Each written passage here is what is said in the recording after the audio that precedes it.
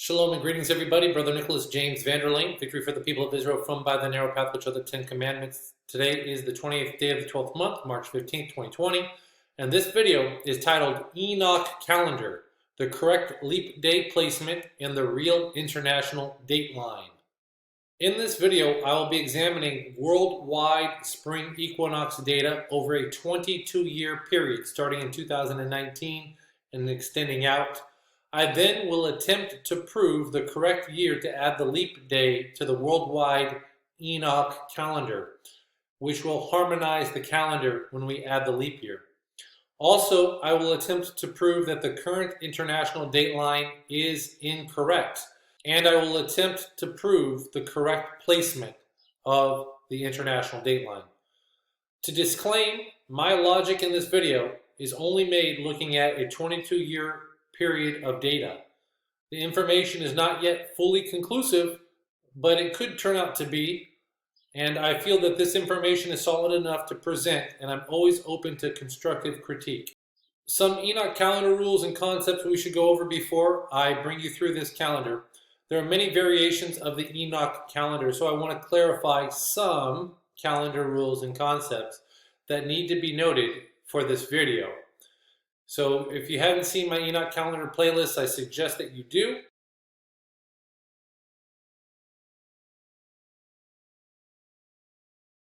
The Enoch calendar, the day begins at sunrise. Now, this is on the table. Maybe one day I'll find out that the day doesn't begin at sunrise, but from after receiving the Babylonian lunar calendar and thinking that the day starts at sunset, according to them, and looking at scripture, there's a lot of scriptures that contradict the Babylonian sunset start day, and rather the scriptures provide information that the day actually begins at sunrise, not sunset. The next concept that people need to be aware is the calendar year is 364 days, and that occurs on a 365.25 day solar cycle. The spring equinox is the 365th day of the solar cycle and not part of the calendar year. It's the great sign on the earth, and after the great sign, that's when the year would begin. This means that the remaining 0.25 days, they compile over a 4-year period, and every fourth year is a leap day added, and the spring equinox occurs on the 366th day of the solar cycle. So the sunrise following the spring equinox is the first day of the first month.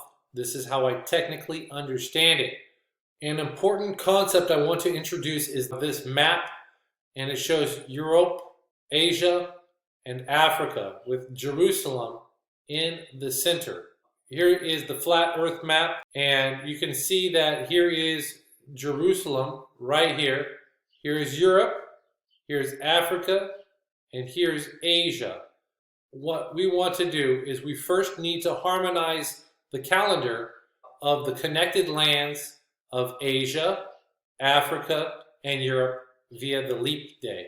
So I believe that the leap day placement will sync the calendar of the lands. This connected landmass should all be synced.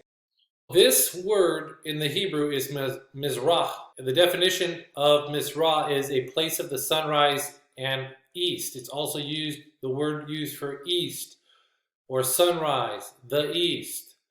And here you can see how it's used. And on the east side, toward the rising of the sun, eastward, sun toward the sun rising, here's eastward and eastward, toward the sun rising, toward the sun rising. So this is where the sun rises in the east. So considering that the sun rises in the east, well, where is the east? This is the east right here. Even modern day, we call this the Far East. This is the Far East from Europe, farthest east. And even here in the United States, we call it the farthest east to this day. So the sun rises here in the east. So this is another reason why a concept, or basically a theory, I believe, why that this land should all be on the same calendar right here, and it should always be synced.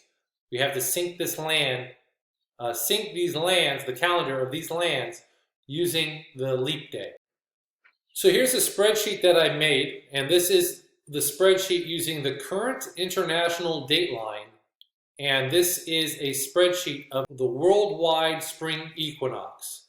Sydney, Australia, Auckland, New Zealand, Honolulu, Hawaii, Los Angeles, New York, Portugal, Jerusalem, Tehran, Iran, India, Shanghai, China, and then Tokyo, Japan.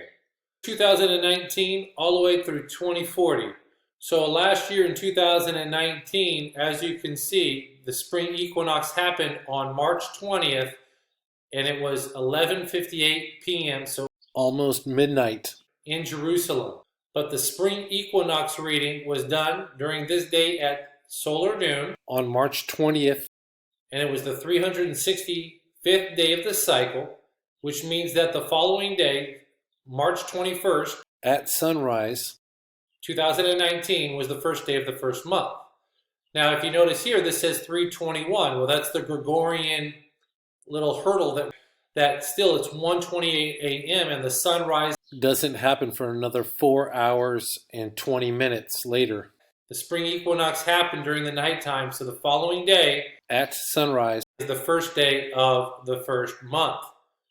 So at sunrise, March 21st, local time in Iran, that would have marked the first day of the first month. Same thing with Mumbai, India. And same thing with Shanghai, China. Sunrise happened about 30 minutes right after the equinox event occurred, which means that when the sun rose, the first day of the first month would have began on the 21st. So that means that the sunrise of the March 20th, for all of these days, sunrise March 20th to sunrise March 21st was the date of the equinox event. The following day, March 21st, at sunrise became the first day of the first month. This year, in 2020, we have a big challenge because the spring equinox happens at 5:49 a.m. on March 20th, but the sunrise that day is at 5:42 a.m. So the sunrise happens about 7 minutes before the equinox event finishes, or the equinox event is completed according to time and date. Same thing with Iran. On 3:20, it occurs about an hour after sunrise, the equinox event. Same here, all the way through Tokyo, as well as through Sydney, Australia, and New Zealand on this day. So this year is a big challenge. And what we have to do is figure out where we can place the leap day. And once we place the leap day, I believe, is a mechanism that allows us to sync the calendar for that area of Asia, Europe, and Africa. Every fourth year, all of the east, everything east of Jerusalem is not synced up with Jerusalem and with Europe and with Africa. And that's a challenge. That's a problem, I would think. So this year there's a challenge because half of the world, connected world of Jerusalem, is would be on a different calendar. Their Enoch calendar would start a day behind than the other half. By inserting a leap day to the 2019-2020 solar cycle, and also add a leap day to the solar cycle every fourth year, and then we would go year 1, 2, 3, and then on the fourth year we would add it here, and it would alleviate this problem. Then we would go 1, 2, 3, 4, and add that leap day to this year. It would sync up the east and the west of Jerusalem. And if we go 1, 2, 3, 4, again, it would sync this up. So I believe that by adding a leap day to the solar cycles of these respective years, that it would alleviate this. And I'll show you what it looks like on the next chart. But what is interesting is that this year, 2019 to 2020, is a leap year, and the Gregorian already has a leap day on this year, which is really interesting. Same thing here. There's a leap day. We already have a leap day in the Gregorian in between of the year of 2023 to 2024. Every February on the fourth year, there is a leap day. during this year. So it actually is already in there. So hallelujah that that's already in there. It makes this calendar understanding a lot less confusing. So the leap day placement on the Gregorian calendar is correct. By adding a leap day here every fourth year during these years, you will see that it actually alleviates the red in North America, South America, and Hawaii. And it syncs the calendar. By adding the leap year here to fix this problem east of Jerusalem, it will then sync North America and South America naturally. It just naturally syncs it. Here's the spreadsheet with the leap day added every fourth year. And look what it does. It turns it somewhat harmonious. So by adding the leap day here, now they're all green, which means that everything is harmonious and it's in cycle. See, I wrote a note here. It said add a 366 day. So the first day of the first month is now on 3/21 and creates a partial harmonious cycle the following 3 years. Year 1, 2, look at all that green. Everything is synced up. 1, 2, and 3, almost harmonious. What is causing this chart from not being harmonious is the fact that Sydney and Auckland, New Zealand are ahead of Asia. Now, if Sydney and Auckland, New Zealand, Eastern Australia and New Zealand are behind a day rather than in front of the day, then it would create a totally harmonious cycle. And so that means that we would have to adjust the international dateline and change the international dateline, and instead of them being ahead of mainland China, they're behind mainland China. The whole chart is completely harmonious, it appears. So at least Eastern Australia and New Zealand need to be a Gregorian date behind or day behind the rest of the world, not leading the rest of the world. So as I said, the day begins in the land of the rising sun. That's the name of Japan. But really the land of the rising sun is mainland China. Japan is islands. They're not part of the landmass here. So if we start the day over here in Shanghai, China, now we have synced Shanghai, China, all of Asia, all of the Middle East, all of Europe, and all of Africa. All of this area has now been synced. And with that being said, I believe that this is how we would do it.